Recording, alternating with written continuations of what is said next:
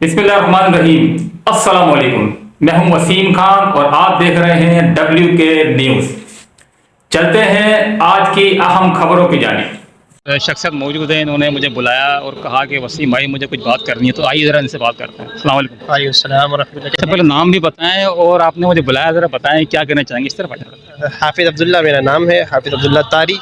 और मैं बस मिलाद शरीफ के बारे से बात करना चाहूँगा कि अल्हम्दुलिल्लाह अल्लाह ताला की तौफीक से हम मिलादुन्नबी सल्लल्लाहु अलैहि वसल्लम भरपूर तरीके से मना रहे हैं कि जितनी अल्लाह ताला ने हमें तौफीक बख्शी है, तो जिसकी जितनी हैसियत होती है हम अल्हम्दुलिल्लाह उस हिसाब से मना रहे हैं।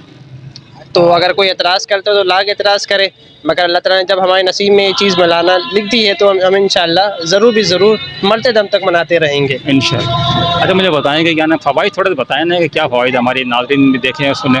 जी, क्योंकि मैं वैसे तालिब इल्म हूँ तो मैं इंशाअल्लाह आपको इसका फ़ायदा भी बताऊँगा।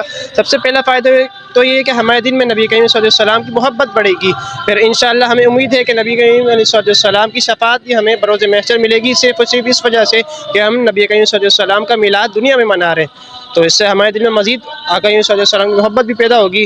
जबकि कि इसके बेशुमार ढेरों फ़ज़ाइल बरक़ात हैं और ये कोई आज की ईजाद नहीं। लोग कहते हैं कि आज की ईजाद है, ये हरगिज़ आज की ईजाद नहीं, ये हमारे अकाबिर से चलता हुआ आ रहा है। और बुज़ुर्गान दीन सल्फ़ सालिहीन रहमतुल्लाह तआला अलैह, बुज़ुर्गान दीन जितने भी चलते हुए आए, सहाबा कराम रिज़वान ने भी बाकायदा ये मिलाद मनाया है। तो ये कोई आज की पैदावार नहीं है मिलाद।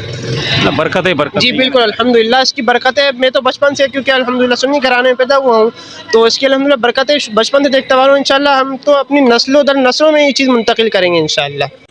ताज़ा तरीन अपडेट के लिए देखते रहिए WK न्यूज़।